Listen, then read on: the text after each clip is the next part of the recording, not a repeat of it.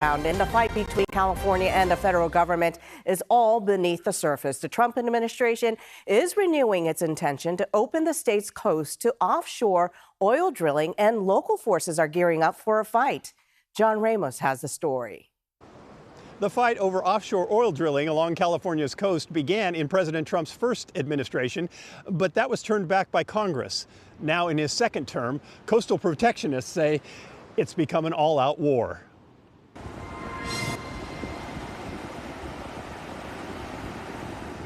At Portuguese Beach near Bodega Bay, the beauty of the rugged California coast is on full display. It's a place of recreation for some, serenity for others. But lately, for Richard Charter, it's become an area of concern. Yeah, I'm worried. This is real. This is not, hypothetical. He's talking about an announcement on Thanksgiving week that the Department of Interior will be offering leases to conduct offshore oil drilling. And the politics of the decision couldn't be more obvious. Along with the entire state of Alaska, the full length of the coast of California is now up for sale to oil companies. I worked on this issue here in, California and other states for 50 years, and I've never seen a threat this serious or this imminent. This particular administration has, for some reason, decided to conduct what is essentially a battle against the environment. There is reason for California to fear offshore oil drilling. In 1969, a well off Santa Barbara blew out, releasing millions of gallons of oil which washed up onto beaches, killing wildlife and fouling the waterfront of the popular tourist destination. When the Santa Barbara blowout happened, it created a leak in the seafloor that could not be closed. It was the type of oil spill that you can't turn off, kind of like Deepwater Horizon, same thing. Lasted for months. The nation was shocked by what was then the largest spill in U.S. history, and the outcry led to the creation of the Earth Day movement.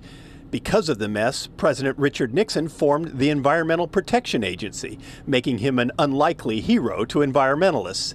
Since then, numerous state and federal laws were passed protecting the Golden State from further drilling. But now, the Trump administration says it will conduct a lease sale from the Sonoma coast all the way to the Southern California border, beginning in 2027.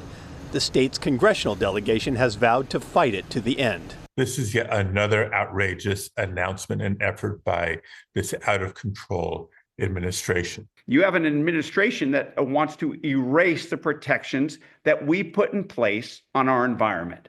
They want to harm our economy, and they want to threaten our way of life.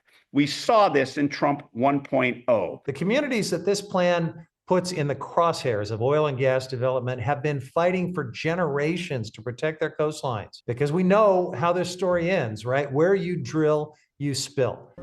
Charter says once the leases are sold, they become the property of the buyers, and it may be very difficult to rescind them, even with a change of administration. So he's come out of retirement to head up a coalition of local governments uniting to fight the proposal. In my life, I have only worked on things that are very difficult. I don't work on things that are easy, because lots of people could do those. I don't work on things that are impossible. So the very fact that I have accepted this position and to work with the counties and cities again is indicative of the fact that I believe we can stop this. But he says it won't be easy, and predicts that, like so many other federal actions, the drilling plan is likely to end up in court.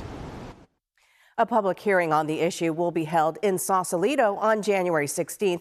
We reached out to the Department of Interior for comment today, but did not get a response. And it's not just California pushing back against this plan. Florida Republicans also want the Trump administration to abandon ideas of offshore drilling on their coastline. In a letter sent 3 days ago, Florida Senator Rick Scott wrote, quote, "In 2020, you made the right decision to extend the moratorium on oil and gas leasing off Florida's Gulf and East Coast. The risk posed by new offshore drilling far outweigh any short-term gains." Well,